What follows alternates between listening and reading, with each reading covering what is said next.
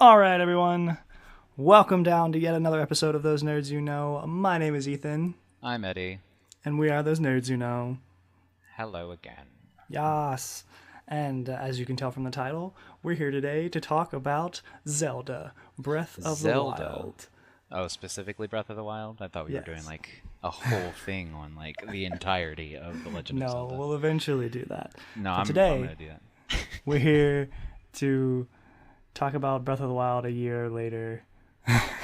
Yep. On its birthday, like 2 or 3 days ago. Ah, okay, cool. I didn't realize that. Yeah, it came out with the Switch, which Man. was released on the 3rd last year, I think. Okay, cool. Yeah, so 2 days ago. Almost like we planned it. We super didn't. I beat Ganon yesterday. Oh yeah, wow. Yeah, it was a good time. It was fun. I wasn't expecting to not be able to save after that and just have to go back to like it's strange. Oh, you were I- expecting a post game. I was expecting a post world, yeah, but Yeah. there's not. So Nope. okay, that's fine.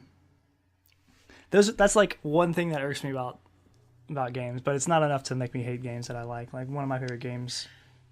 This is one of my favorite games now, actually, probably. Oh yeah.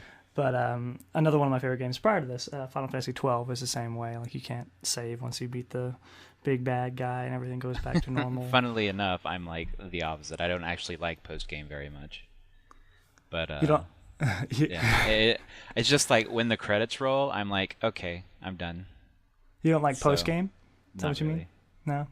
I mean, I just like to be able to continue to play the game after having beaten its main story. You know what I mean? Yeah, well, I mean, you could still do that, but you just Because- technically haven't beaten it. I know. That's like the completionist in me. It's just like, well, there's still this thing you haven't done, even though you've done it. You just couldn't save afterwards. Like that just bothers me so much. But like another one of my all-time favorite games, Final Fantasy Tactics Advance. Once you beat the story and all that stuff, you can still hang around and do things. It just kind of assumes the story didn't end, and then you're just gonna keep you can just keep playing. So, yeah.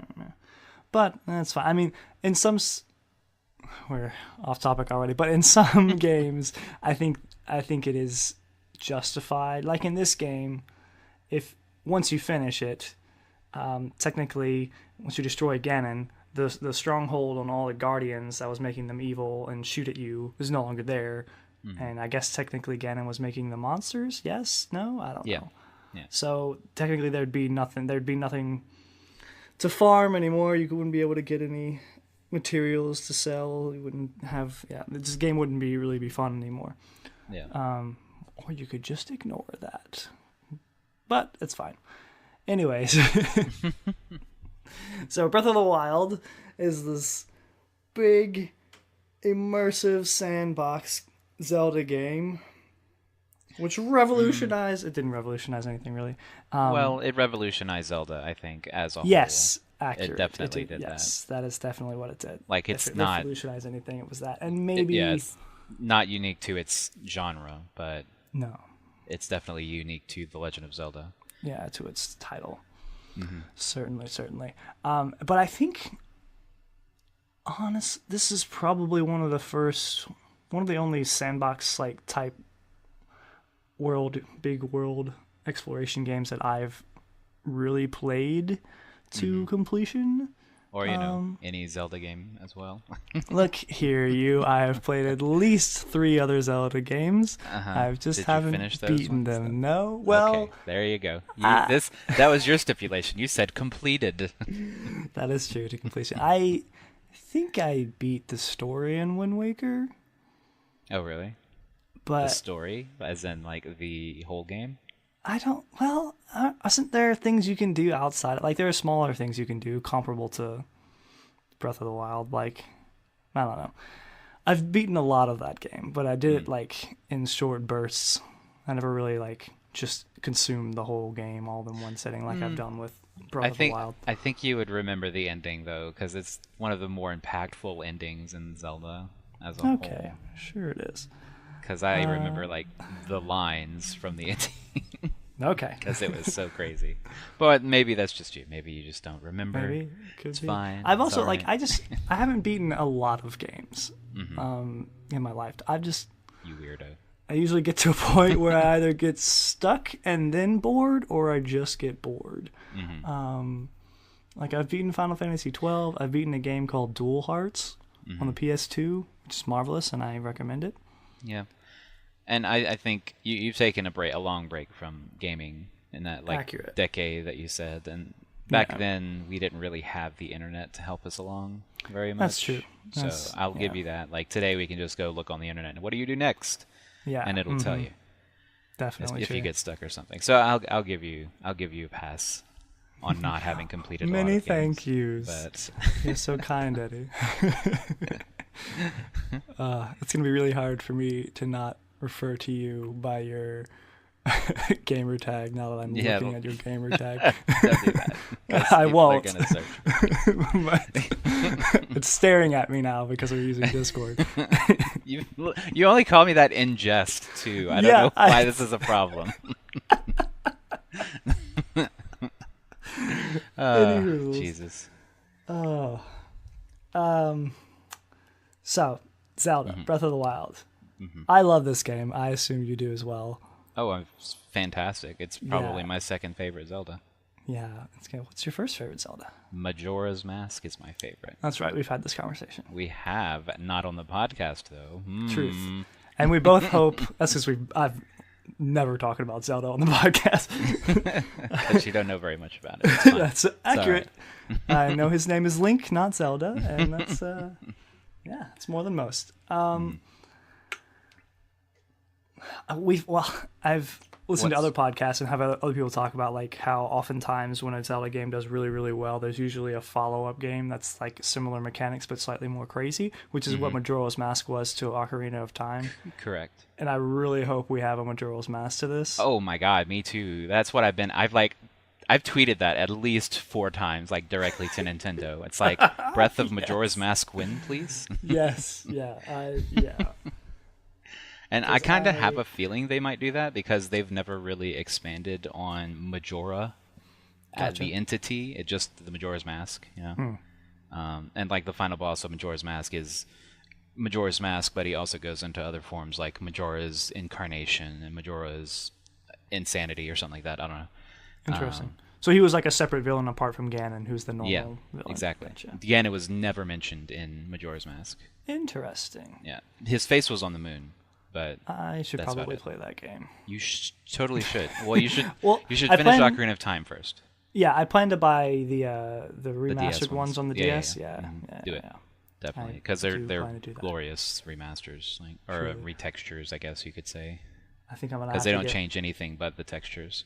I'm gonna have to get at least to a comfortable position in Metroid before I do that, though, because I'm still only 20% through Metroid Samus Returns, and I really want that game's a lot of fun. What are you doing? I'm playing freaking Breath of the Wild with every second of free time I have ever. It's consumed. Wait, what are you playing? Breath of the Wild. Oh, okay, yeah, okay, all right, that's fine, yeah. But now you're done.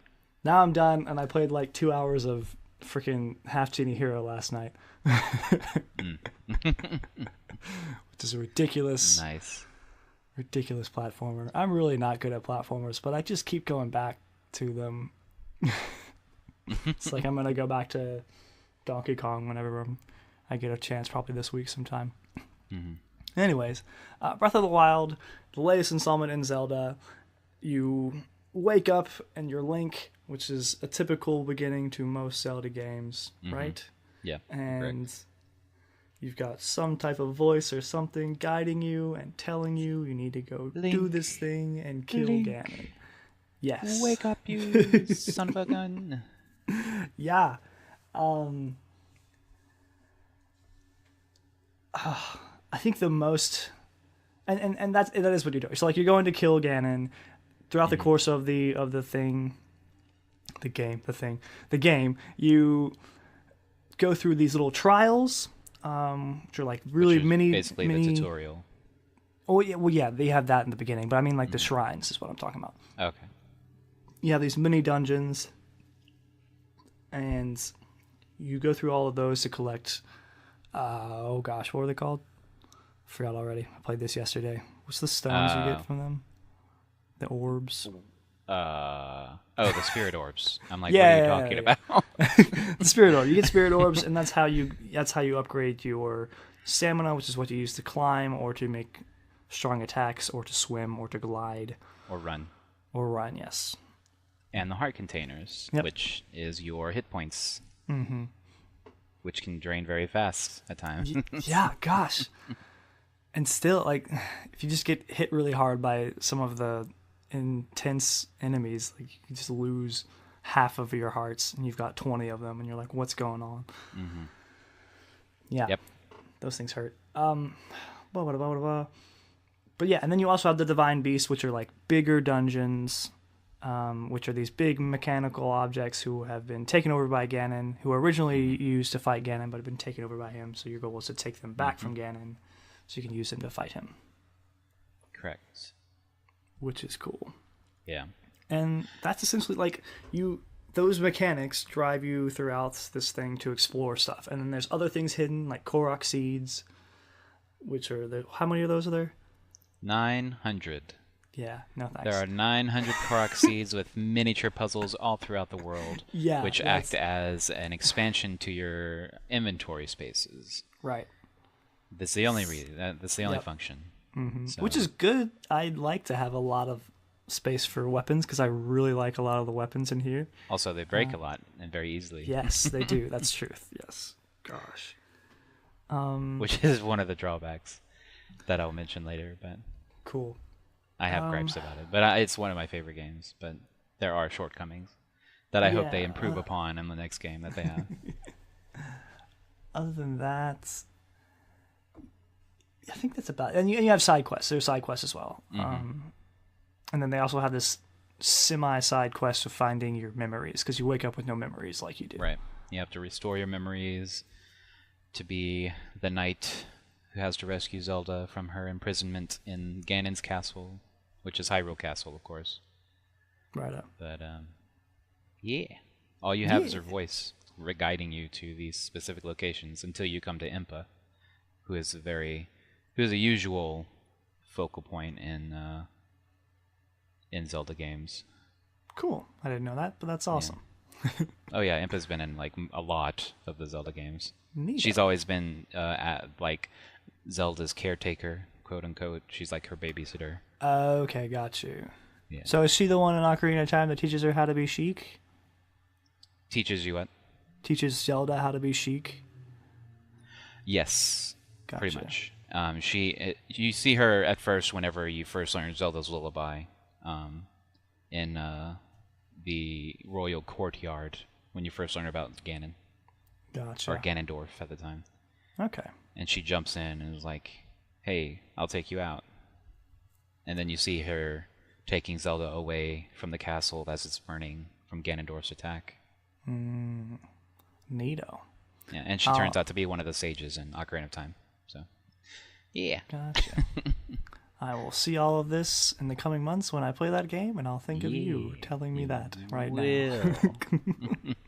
Yeah, so for listeners' purposes, I have played a little bit of the Ocarina of Time, but I never got to the point where I never got to the time skip. Yeah. Yeah. Anyhoozles, oh gosh, what's so great about this game? It's gigantic. Yeah. First of all, for a Zelda game, like Zelda's always had a big world, but this map is probably one of the biggest open world games that Nintendo's ever created. That's a safe bet.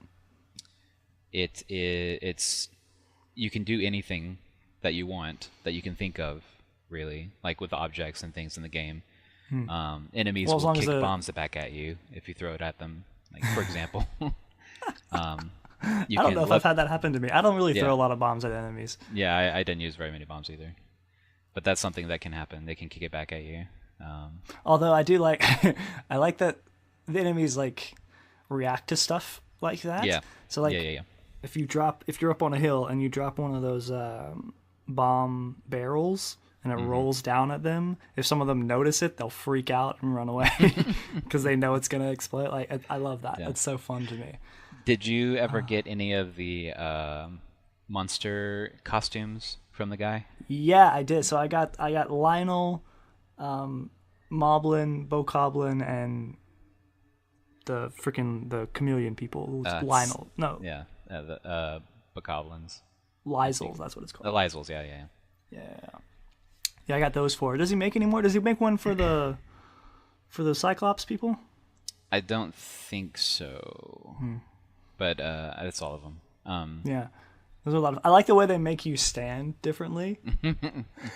It's so cool. Yeah. Because Link just starts acting like those monsters when he's idle. It's so fun. I love the reactions that they give you. Like the Moblins are my favorite because they kind of like sniff at you and then like wave. It's so great. I love them so much. Those are probably my favorite enemies in Breath of the Wild, are the Moblins. Yeah, the big doofy ones. So adorable. They're really fun. Those are the ones that I often practice my little the thing where you can dodge out of the way really quickly at the right moment. Yeah, I've practiced that on them because they're the simplest. Yeah, because that's necessary for the last fight. Yeah. Ridiculous. Yeah, I don't even think I ever did it in the last fight. In the very last fight, I thought about it. Oh, yeah, really? Yeah, I thought about it, and I was just like, nah, I'm gonna block. Yeah. If I get hit, I'll eat some food, and then I'm gonna shoot a whole lot of these ancient arrows at him because I had a butt ton of ancient arrows before I went in. I parried. Like, I saw how little his health bar was moving, and I was like, nah, this ain't gonna work. No, and I didn't have any ancient arrows, so I had to parry. I shot him with ancient arrows whenever I could, and whenever, like, when you get a good hit with those, he'll fall to the ground, and I just go up there and wail on him, and with the Master Sword, and that worked pretty well. Yeah. But yeah, it's a super open world. You can do a lot of things with all the objects around you. You can cut down trees, make firewood, create any kind of food or elixir that you might need. Yeah, there's a lot of different food you can make, which is really really cool. Yeah. I think one of the interesting things about this game for me is just the sense of discovery that you get. Because when you start out, you have a thing that can hold maps. You have your little Sheikah slate, but it doesn't have a map of the whole world. You have to go find these towers, climb the towers, and download the map from the towers. And even then, it only shows you terrain. You have to actually go to the places to discover the names of the places. Right. Yes, because there's several of them are named. Like the ruins that are named, or cities that are named, or stables, or fun little hills or mountain area. Like everything is named pretty much, and as you go there, it'll show up on your screen, and then it'll show up on your map, which is really cool. It's great. And then so like in addition to I guess the fact that you can go anywhere, all these different places have different temperatures, have different like weather conditions. Yes, weather conditions. Weather is the word that I for some reason forgot. That you have to adapt to, and you can do it in different ways. Like one of the first times I heard about this game that made me really want to play it was I listened to a few people talk. I listened to the Filthy Casuals podcast, and there's 3 guys on that, and they were talking about this game, and each of them mentioned a different way in which they approached a certain problem. Yeah, and it was all different. That was great. Yeah, and it worked. And I was like, holy crap, that's amazing. Like, I've never heard of that really in a game, and it made me want to play this game so badly. Yeah, and a lot of thought went into the mechanics. Yeah. So cool. Like you could, if you're in a cold place, you could just walk around with a torch and you'll be fine. Or you could find a way to get put a coat on, or you could make a meal that's really spicy, and for some reason that'll allow increase you your body temperature. Yeah, allow you to be warm for several minutes. Or you can do what I do, and that's run through the cold and just eat apples. Yes. To take damage. Yep, you can do that as well. Anything, yeah. It's nuts. And then you've got heat as well. There's strong heat, so you can wear certain clothes that breathe better, I guess. Or you can eat cold food. Or have heat-resistant clothing. Yes, it's really interesting. Such a cool place. And then swimming uses stamina, which you can increase through shrines and getting the spirit orbs. But even swimming, like hot springs restore health, so cool. But really, really cold water will always take health from you, regardless of how well you are suited up for it. Just tons of interesting things. And even obviously you would, but if you stand close to a flame or a furnace or like a torch that's on a wall, the temperature will go up. You can see it on your little dial. It's like it's just neat. It's a really cool, well thought out world. Absolutely. And yeah, most of the joy I get from this game is just running around, which is why it took me so long. I bought it back in early December. It was like an early Christmas present for myself, and I've been playing it since then, and I just beat the story yesterday, even though you can probably beat this, if you want to, you can beat the story probably in a day, if you just set a day out to do it. But I didn't really feel like it, because I wanted to explore as much as I could. I wanted to see everything, and there's so many cool things in the world to do. One of my favorite things to do of late is, if I find monsters, if I'm on like a cliffside or anything like that, and I find some monsters I don't want to deal with, I like freezing them and then just pushing them off the side. It's one of the best things ever. Yeah. I'll tell you, one of the things that I did, I didn't beat any of the divine beasts yet. But really? I actually, yeah. Well, no, I mean, I beat the game already. Gotcha. But like when I first started, I went directly to Hyrule Castle, and I got into it, and I actually made it all the way up to where Zelda was, without dying, and because I was sneaking and climbing and stuff. I mean, I think this was after like I got to Kakariko Village, but right, because I had stealth stuff, so I was like, okay, I'm gonna go ninja into Hyrule Castle. Yeah, bought the stealth armor. Yeah. So I did that, and apparently, if you don't beat any of the divine beasts, the bosses of those divine beasts, the thingies. Oh, the blights, like the water blight and thunder blight. The blights are there. You have to fight the blights regardless. What? That's cool. And I got one shot by the wind blight, and I was like, okay, well, that's unfortunate. That would definitely happen, and then you wouldn't have the. Like, if you beat all four of them, when they all take their big shot at Ganon, it reduces, at the first Ganon you fight, it reduces his health by half. Yep. Which is helpful. Yeah, absolutely. Yeah. But again, you don't have to do that. Like, it doesn't beat it for you or give you any special powers. It just lowers his health by half. So if you don't want to do the divine beasts and go straight to Ganon, you can do that. Yeah, which is cool. Which is what I did, but I died, so. But you die, yeah. Or you could try out one divine beast. If you don't like it, fine. Go kill Ganon. And you can bypass all of the stuff around Ganon's castle and just go straight to him, climb to the top, whatever. Yeah, which is what I had to do whenever I snuck there. I had to like dodge out of all the moblins and the mechanical things and. Yeah, or you could do what I did, and just spend 5 hours combing through every inch of that castle because it's so cool. And there's so many weapons there. Like the Royal Guard weapons are only there, and they're so cool. These black weapons that are real strong. I have a Royal Guard Claymore that has 105 attack, which is absurd. Like the closest anything else comes has been like 70. Like it's ridiculous. Mm-hmm. So it's super fun. Like we mentioned before, weapons break, and so you pick them up as you go. You can find them in chests. You can take weapons from monsters. You can take bones from monsters, and that's also true. Yeah, the skeleton ones, which I only recently, or I say recently, it was a long time before I realized that when you fight the Lysel skeletons, if you grab their arms turn into boomerangs. Yep. Which I didn't realize, which is crazy because I love, like, probably my favorite weapons are the Lysel boomerangs themselves, the triforked boomerangs. Those are so fun and so cool, and it's so interesting that like when you throw a boomerang in this game, you have to actually click A again to pick it back up when it comes by you. Otherwise, it'll just spin by you and miss you. And possibly break. Yes, likely break. I really like. Did you ever get the traditional boomerang? Did you ever find that? The what? The traditional looking boomerang from like the old games. There's like a wooden boomerang. Yeah, I probably did. I assume what it did, and you have that in Ocarina of Time, don't you? Yeah.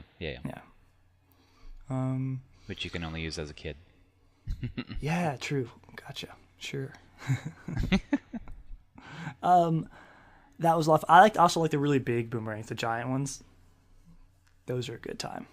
Mm-hmm. Two-handed boomerang. Anyways, boomerangs are a lot of fun in this game.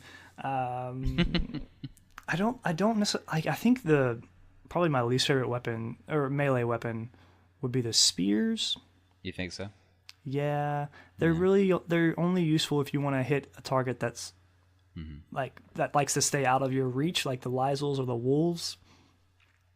Other than that, most of them are very weak, and I don't like anything where I have to sacrifice use of my shield. So like I'm not a huge fan of the great swords either, but I find them slightly more useful than the spears. Yeah, I always go for the big swords whenever I play games like these. So cool. Two-handers, one-handers if I have them available, but usually the two-handers.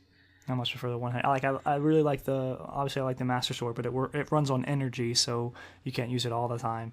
Yeah. But I like getting the Royal Broadswords and the Royal Guard Broadswords now that I know those are a thing. They're super duper fun. Oh, did you find the Hylian shield? Yeah. Me too. I found that last night. It was real cool. In fact, I found it really early since I found it like whenever I went to that Ganon area. Oh, really? To begin with, yeah. I just stumbled upon it. I was like, oh, okay. And I accidentally got the memory there as well whenever I got there. I saw the glowing area. I was like, what is that? Mm-hmm. That's great. I love that. Accidentally finding. That's how I accidentally did the horse memory that way. Because I was just wandering around, and I saw a really cool horse, and I was like, bro, I want that horse. So I went and got that horse, and then I saw a glowy thing, and I was like, oh, yeah. I'll get this while I'm here too, I guess. But yeah, no, I really don't want that Hylian shield to break. It's like, it looks gorgeous, and I love it, but I know it'll break. And I don't want that to happen. It'll break, definitely. But, I mean, you can buy another one after you find it from a merchant. Oh, really? I don't remember exactly where. I don't know where. But I know that a merchant sells it. Look, Google it, dude. I've tried so hard not to Google anything. I've only Googled 3 things while playing this game, and one of them I didn't fully use. Mm-hmm. The last memory, it's that the only thing you get in the game is this painting that's on Impa's wall. So I took a picture of that, and trying to find it based off that was the hardest thing I've ever done. Oh yeah, so after like getting like 6 memories, I was like, okay, I'm done looking in specific areas for this. So. I just I found them all except for that one. Well, when I Googled that one, it brought up an article, but the first thing in the article was a very high res picture of that, and I was like, oh, this is nowhere near where I thought it was, and I was able to find it just based off of that, so that was helpful. But then I looked up. Go ahead. I looked up how to do like one of the terminals in Rudania and the lizard. For the Goron, the lizard, Divine Beast. Gosh, I didn't realize that you could light a arrow on fire until that moment. So you have to light an arrow on fire with the blue flame and shoot it through a hole. Yeah, that's a common thing through Zelda games is you can shoot your arrow through flames. Never knew this. I did not know that at all. I just thought you'd have to use a fire arrow. So after learning that, it's just changed my world. So that was cool. Yeah. It's always fun to like find those things out too. Especially if you don't like look at any guides or anything. I looked up something else. I had to look up the I think it was the fire blight, the blight of fire or whatever in the volcano area, because there was one phase that I couldn't figure out how to beat at all. Like I kept dying. I was like, I think it's when he's like sucking in material. Yeah. Yeah. I didn't.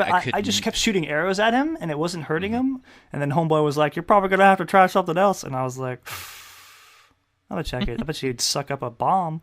And so that's what I did. I just could not figure it out. I was like, I'm trying everything, but That's how so you kill. frustrating. That's how you kill the Octoroks that live up there on the volcano as well. Yeah. Um, Yeah, so, and I realized that like after I found out how to do it, I felt really dumb, but it's still frustrating.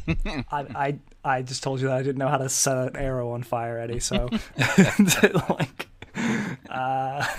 so a lot of things that'll make you feel dumb.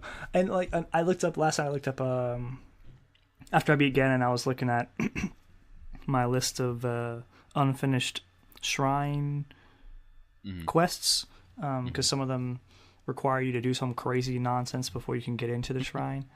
And one of them it's the one at the Gerudo Tower where like the guy there's a bird man that sings you songs about stuff, and that's usually how you figure out what to do.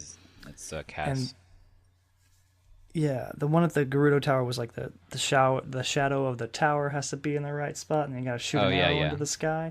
And I kept thinking I had to shoot it from the tower at the platform, but in reality, you had to shoot it from the platform at the sun, which is what I learned when I googled it. And I was like, oh, that was pretty close, I guess. Yeah, yeah, that's actually a common thing in other Zeldas too. Like for Ocarina of Time, you have to shoot into the sun to get the fire arrow. What? At one point, yeah. And interesting. I don't It's know. almost It's just as a if weird if you common played thing. other Zelda games, you would know some things. That's what I'm here for, Ethan. I can make references to these games. Yeah, no, you totally can. I super can't. I'm basically a Zelda virgin, although I have played 3 other games, but just haven't beaten any. I've played every Zelda game except Minish Cap and Spirit Tracks. Spirit Tracks. Yeah, which was like the other 3DS game, or the other DS game that came out. After I heard of Minish Cap. I hadn't heard of Spirit Tracks. Yeah, well, it was crap. That's why. It was after. What is the name of that game now? It was like a sequel to Wind Waker. I'm gonna rattle off names that I know. Skyward Swords. Well, Skyward Sword is after these two. It was for the DS. Wait, I have the Hyrule Historia beside me because I thought we were going to go through the whole thing, but let me see. Oh, if that's what you were planning for, then we can definitely talk about it. Yeah, I was actually like super like hyped up to talk about the entirety of Zelda, but you know. That's fine. Just to ruin my hopes and dreams. It's Phantom Hourglass, that's what it was. Phantom Hourglass. Yeah, I never would have gotten there. I've never heard of that game either. We will do a full Zelda episode. I don't know. After do it in a couple weeks if you want. That's true. I guess that's true. I just bought some Zelda cups, some glasses with the Zelda stuff on them. They were really fun. Does that qualify? If anything, this has turned me into a fan. I'm more of a fan of the series. I've always liked the aesthetic of the series, I think. But it's an action adventure puzzle game, so. Yeah, well, that's the problem I think I had when I was a kid, was that I didn't really realize how much puzzling really went into these games, and I didn't like that, and I couldn't work around that. Like, it was too much for my child brain. Yeah. I just wanted to hurt things. And Zelda... I don't know how I did some of the things I did as a kid with these games, because I can't figure out some of them as an adult. Right? Yeah, no. Well, once you become an adult, your various brain cells are then dedicated to other things that they weren't before, so I understand that. But, like... as a kid, I was just like, can I just hit something? So, like... Which is why, like, I was fine being a kid with a sword who could go out and cut stuff. That was cool, but then you had to... You asked me to, like, figure things out, and I was like... Like, I struggled in, like, Pokemon when you had to go into the caves and, like, fall through the right holes and stuff. And, like, push rocks around on ice. And I was just like, I just want to get out of here. Like, I just wasn't about it. But, like, I really liked... So, like, that's why... I think that's where I gained appreciation for, like, hack and slash games like Kingdom Hearts or Drakengard is one of my favorite games that I'll recommend to anyone that just wants to go cut some things. It's real good.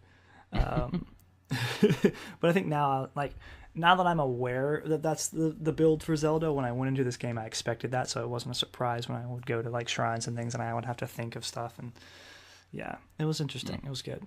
What do you think? So, what about the abilities that you get through the Sheikah Slate, like the metal Stasis thing yeah. and the what's that? It's the stasis and bombs and Yeah. What? So like, were those new? I mean, the bombs aren't new. Were the other things new to Zelda? Stopping time or moving metal? yes, the stasis was definitely new, and the levitation thing was new.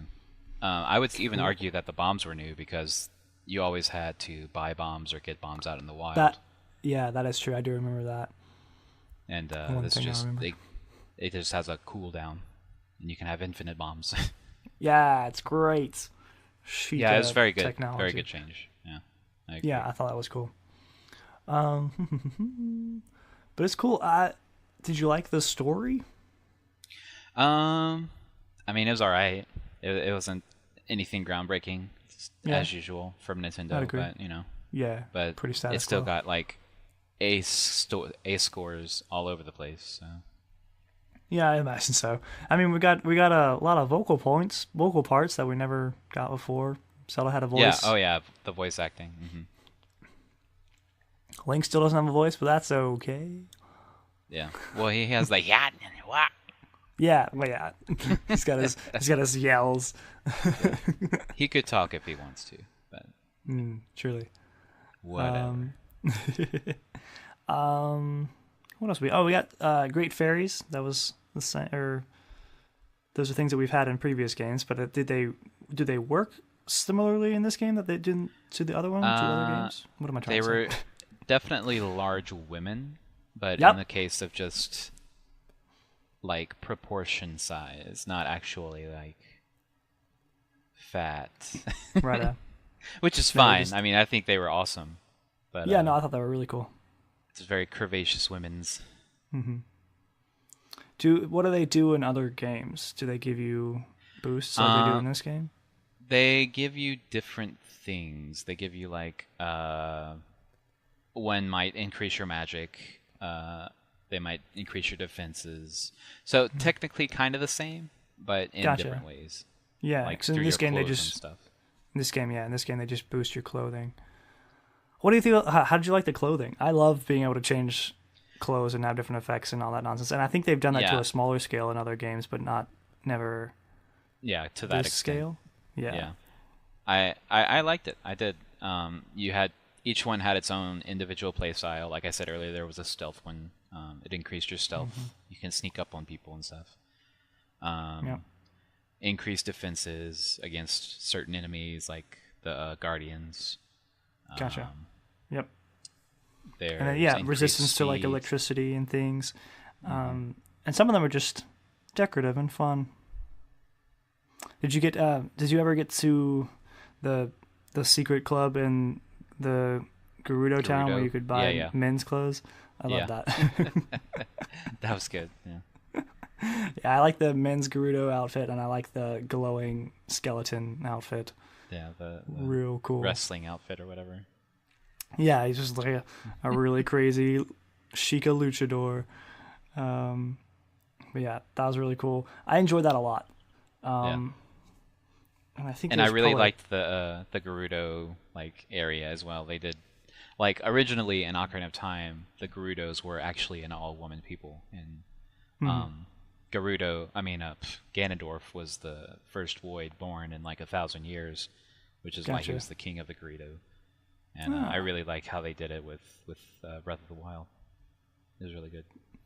Yeah, I'd agree. Real fun. I don't think I found all of the clothes you can wear just yet, which I hope to. Yeah. Because I assume there are complete sets for basically everything you could boost or change. And I haven't found the complete set of the climbing stuff yet. Like I've got the pants and the shirt, but I imagine there's headgear for climbing as well. Yeah. And I haven't gotten full like Zora gear. I haven't gotten the pants or whatever would be for the Zora stuff for swimming quickly. Or up waterfalls. Yeah, that's a lot of fun. That's really cool. Yeah.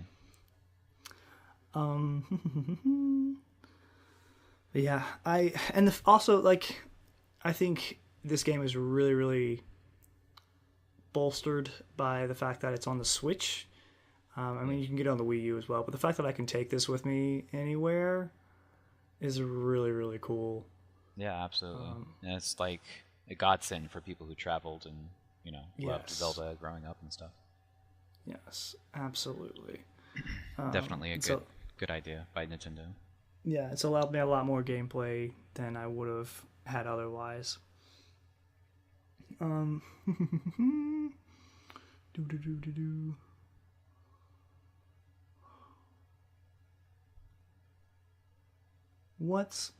So I've heard some people complain about, I'm not going to complain, but like nitpick at just the fact that we don't have like full size dungeons in this game. Is that something you'd like to see? Oh yeah, absolutely. I thought that was one of the drawbacks I had in my mind as well. Is like the dungeons are okay, but they're nowhere near as good as the ones in like Ocarina of Time and Majora's Mask. Like it was just, I don't know.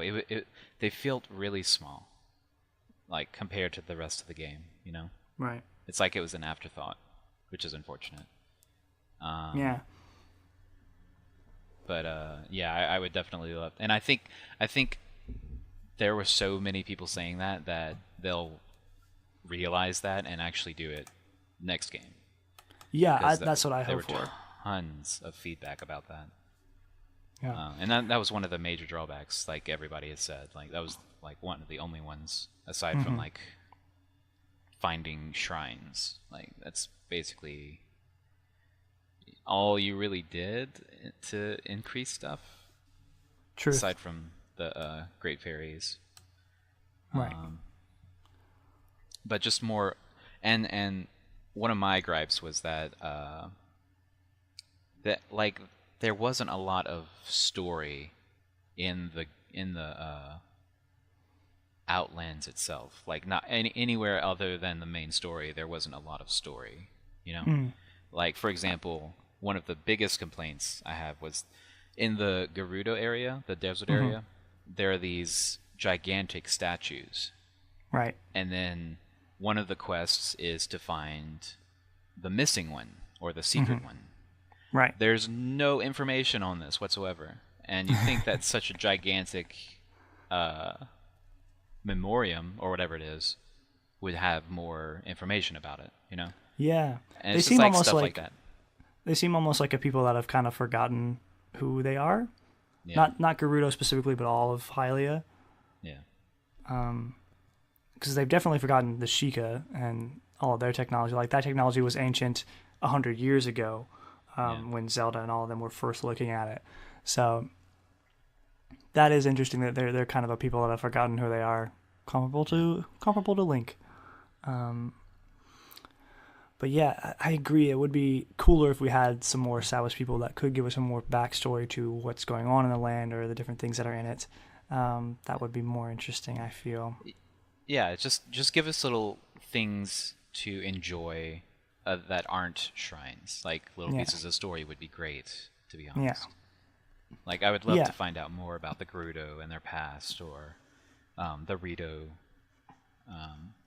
and how they came to be there, or something like that. Yeah, and some because we have side quests, but most of them are really dinky, tiny things.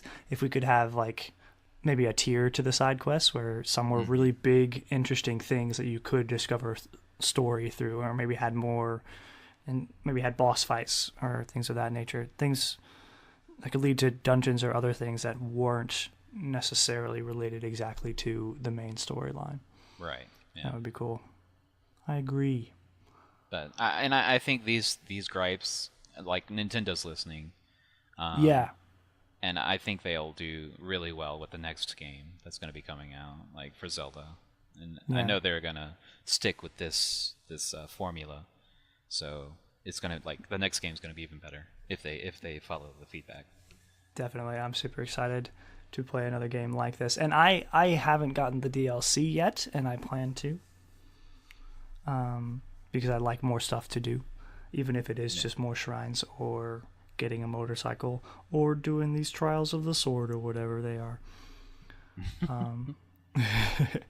I am A-okay with doing that. Couple of nitpicks I have.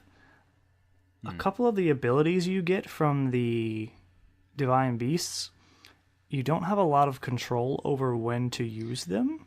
Yeah. Like the shield from the Goron place and the lightning from the Gerudo place just happen if you hit the right button, which you would normally hit to do something else or to do something similar. And so like it becomes a thing where, well, I've got to make sure not to guard at the right time if I want to save this, or I've got to make sure not to charge up too far, otherwise this lightning will kick in that I don't want. And that was kind of dumb to me. It was strange that I couldn't like go and turn that on or off when I felt like it. So that was dumb to me.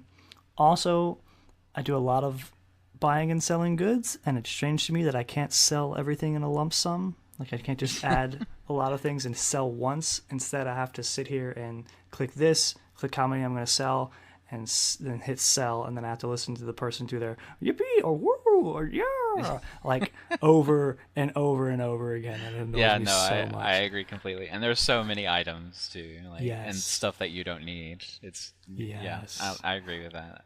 It's a bit of a nitpick.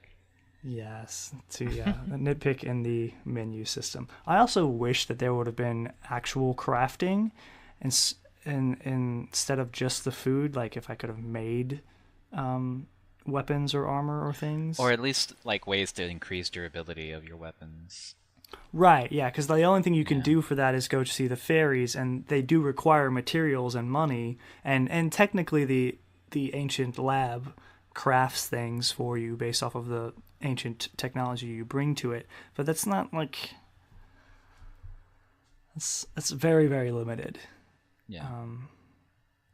The weapons break so easily. Like that was another thing. Yes. And also, give me a way to make something while I'm out in the field. Yeah. And one more thing I had in mind was the rain. The rain was fun for a little bit, but when it happens constantly and you're trying to climb a surface, and you try to climb something, and you just have to just sit there and wait for the rain to go away. Yeah, at least give us like an item or something that we can use to like still be able to climb.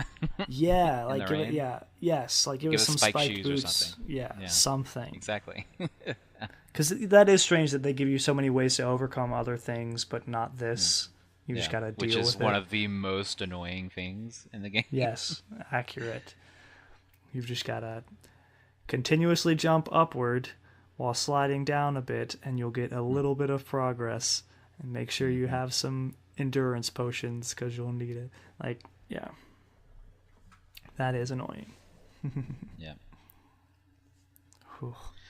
But, aside from those, like, little nitpicks, well, the dungeons thing is really big, but, other things is just, it's a great game. It's revolutionary for Zelda as a whole. Fantastic. One of the best Zelda games. I loved exploring. I love flying. I just love seeing new things. I love because I can still find new things. Like I've had this game for months, and I've beaten the main storyline, and I can still find areas that I haven't technically set foot yet, even if I've seen it in the distance, and that's really cool. Yeah. Agreed. So anyway, 10 out of 10. It's great. Yep. Love it. Would recommend. 9 out of 10 for me, but maybe even. How do you feel about the music? Some of it was amazing. Some of it was not. I agree. I think it was all really good. I think most of it was underutilized. There's a lot when there's a little bit of like piano that'll come in like while you're climbing a mountaintop or get to a nice view, which is cool. But give me a little bit more than that. Like the only place that really seems to kick in a lot of really cool music is the Hyrule Tower or castle. When you get there, the music's intense, but nowhere else really. And I'm like, although they're still releasing a 5-disc soundtrack. Have you seen that? Oh, I have not. I saw that. It was on my Google. It was announced recently Nintendo's releasing a 5-disc special edition soundtrack for this game. And I'm like, oh, that seems like a bit much. It does, yeah. It doesn't seem like there would be 5 discs of music in the game. No, it does not. To be honest. Yeah. But it's good. Definitely good. It's so fun. Oh, you didn't like the horses, and I've heard a lot of people complain about the horses. Aside from how difficult they are to control at times, I really liked it. Yeah, I didn't necessarily dislike them. I just found that I didn't need to use them as much. Yeah. And they seemed more of a hassle than anything. They are more of a hassle because I climbed everywhere. I yes. climbed over all the mountains and shit. Stuff. If you plan to do a lot of climbing, the horses will be a nuisance to you. And if you are attached to them, they can die. So it's just another thing. Like, I just have a collector mentality, so I've seen all these cool horses that I want to have. So I've had to release a couple horses because you can only have 5 of them, which is such an arbitrary number, I feel, to stop you at. Why 5? There, like, if there are 100 different possibilities of horses, give me the ability to get all of them. Like, why put 900 Korok seeds in this game and only let me have 5 horses? Yeah. Why? That's so dumb to me. But it was really cool, though. I like the horses a lot. I like the fact that I can ride Ganon's horse. That's just ridiculously larger than the other horses. That's so cool to me. I like the fact that you can mount other things, too, like bears and deer. And deer, yeah. That's really cool. But yeah. I would like more horses, please. But yeah, oftentimes if I'm rolling around a place on foot and I'm just like, man, I wish I could be somewhere faster, I'll look for enemies with horses. I'll just take their horse. And I found it to be, first of all, very satisfying feeling to just shoot a bokoblin off of a horse and then immediately grab their horse and run off with it. It's just so freaking funny to me. I love it. But also, yeah, it's just a faster way to get around. Yeah. But yeah, all in all, great game. Recommend especially if you're gonna get a Switch, just buy this game with it. Yeah. And most people have. That's the thing. Yeah. Most people who have bought a Switch have bought Breath of the Wild. Mm-hmm. And it's funny because around 3 or 4 months after the Switch came out, they had 100% attachment rate to the Switch with Breath of the Wild, which is ridiculous. It's crazy. Yeah, absolutely absurd. But I mean, I guess that's what happens when you release one game with a console. Yeah. Or technically 3. Yeah. Only one really, really visible game and a couple other games that don't mean anything. Yeah. But yeah, it's good. Go play it. What are you recommending right now, Eddie? You watching anything good? Reading anything good? Playing anything good? Well, right now the game I'm really looking forward to is Sea of Thieves by Rareware. Repeat that? Which is going to be on. Huh? What's that called? Sea of Thieves. It's a pirate game. Oh, gotcha. Yeah, I've heard of that. Yeah, it's an open world pirate game that has real ship physics. Right. Is that the one where you requires you to have other people to play? Well, you don't need other people, but I mean, it would be really boring if you didn't have friends to play with. Gotcha. Well, gotcha. I mean, it's a game that they were intending people to play for multiplayer's purpose. Yeah. And it's open world PvP, so you can board other people's ships and sink them and steal their treasure that they've acquired. Make a base? Can you find an island? Yeah. Is this a PC game? It is. It's an Xbox game, but you can play it on Microsoft or Windows 10. Cool. Do you have an Xbox? It has an X. I do not. So okay, so you intend to play it on Windows 10. Yeah. Gotcha. So Okay. I'm gonna be doing it on Windows 10 with their Xbox emulator or whatever they do with it. Yeah. That's really cool. So I'll be playing that. I don't have any way of playing that, but that sounds really interesting. Get Windows 10. Might make me do that. I might. I ignored the free upgrade I had several years ago. I was just like, don't bother me right now. But yeah, that's really cool. And I'm looking to get Bayonetta for the Switch, which I haven't gotten yet. Bayonetta. So are you talking about the 2 and 1, or are you talking about 3? Yeah, 1 and 2. Yeah. Yeah. Because I haven't played it, but Gotcha. I want to. I've been wanting to. Right. And there's a third one that I'm interested in that I can't remember at the moment. But yeah. It's another game. Is what you mean? I thought you were talking about the third Bayonetta again. Interesting. That's super cool. What about you, sir? I just finished watching all of the recent season of Voltron, the one released a couple days ago. Real good. Oh yeah, I finished watching Lost too as well. Fun stuff. Yeah. Update on Lost. How's that? How'd you like the ending? It's I didn't mind it. It's a lot better than people made it out to be. Okay. Sure, there were. Was this the first time you've seen the ending? Yeah, it is. Okay, because I stopped at season 3 when it was airing on television like 12, 13 years ago. Yeah. And but I liked it. I mean, I was satisfied with the ending. Cool. It wasn't as bad as people were saying it was. I might watch that eventually. Yeah, Who definitely knows? Good. There's so much childbirth for some reason. Like, I don't know if that's like a theme, but it definitely is a theme. But I think like women gave birth like 9 or 10 times throughout the series, and it was ridiculous. Wow. Interesting. I mean, that would definitely be a hardship of being stuck on an island. Yeah. Gosh. Well, I mean, they do flashbacks and flash forwards and stuff through the series, so yeah, most of it occurs during those times. But yeah. So how'd you like Voltron? Oh, it was so good. I really enjoyed season 5. I enjoyed it because, especially, I felt like season 4 was just kind of not necessarily pointless, but in season 3 we got a lot of changes to the status quo, and then I felt like season 4 was just them going, nah, just kidding, we're gonna put things back how we had them, JK.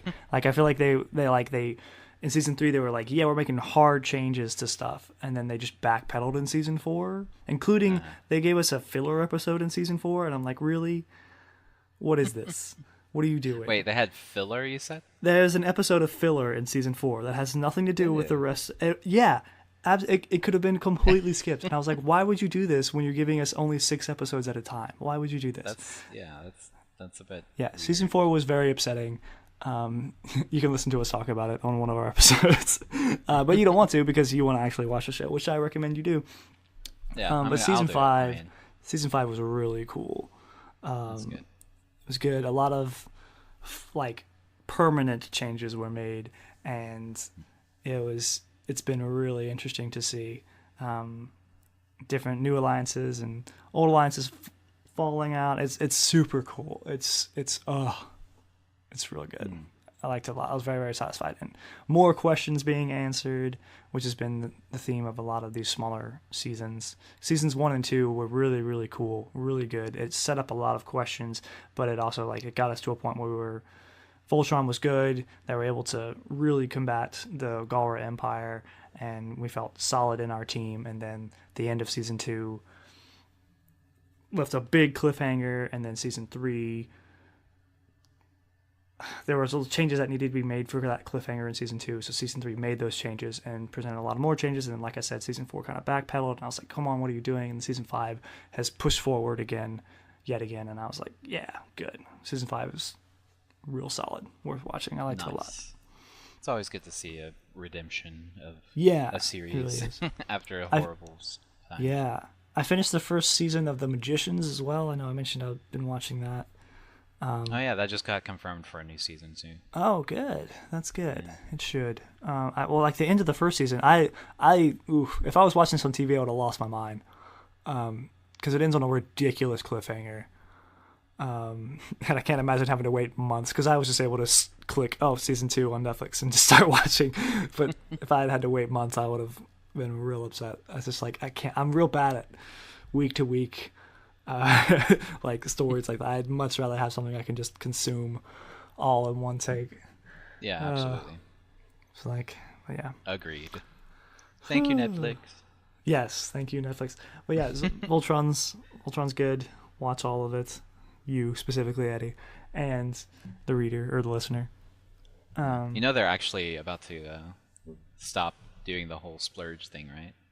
The whole what thing? The splurge thing, like releasing all the episodes at once. Oh, really? Are they gonna stop it for everything? I know there's a couple things they're gonna start doing week to week. I know they're doing Kimmy Schmidt like that. The Unbreakable Kimmy Schmidt is gonna do it week to week, released in like 2 or 3 different blocks of episodes.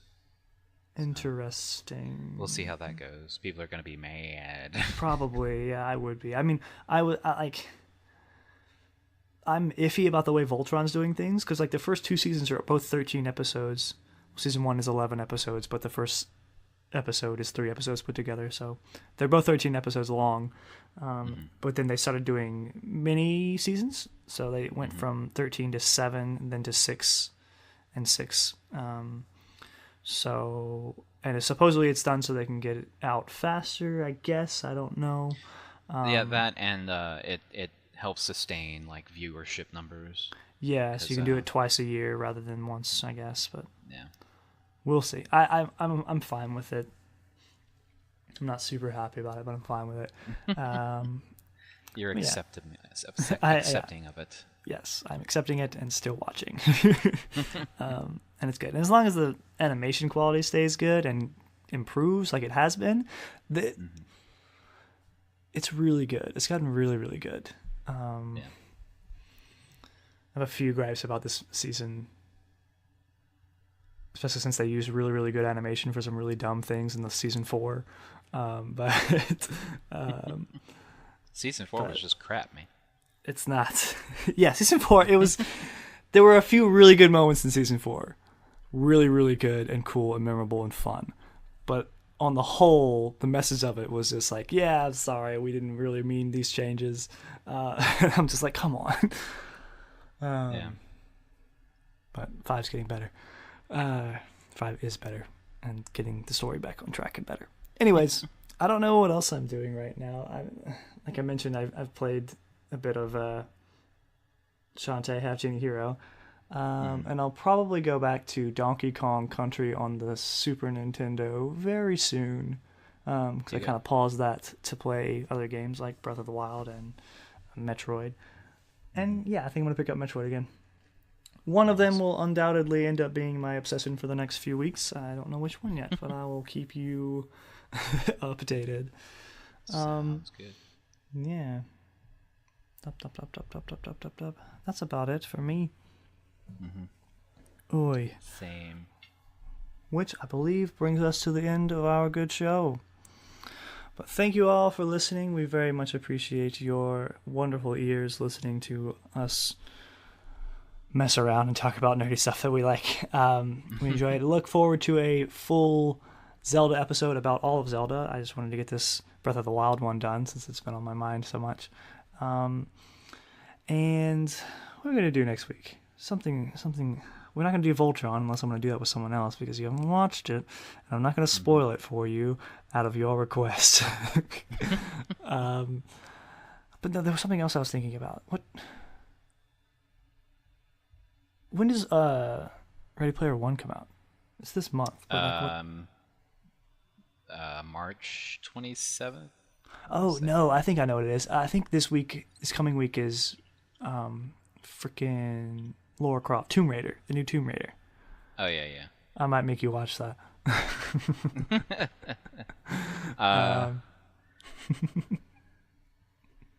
No, I don't want the book release. What the hell? Google, come on.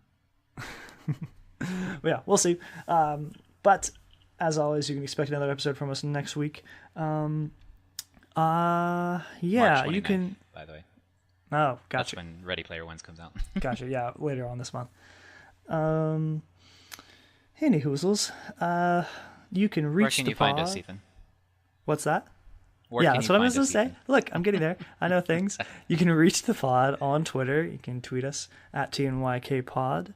We're also on Facebook, Those Nerds You Know, and YouTube, Those Nerds You Know. And let me see. You can find the podcast, as I said, on YouTube, but also on Podbean. You can find it on iTunes. You can find it on Google Play. It's on Stitcher and CastBox as well. Just Google us. You'll find it. Let me see. Oh, if you want to talk to the pod, if you want to let us know how you felt about Breath of the Wild, what you think should be added if and when they make their Majora's Mask cool, weird sequel, which I'm hoping for.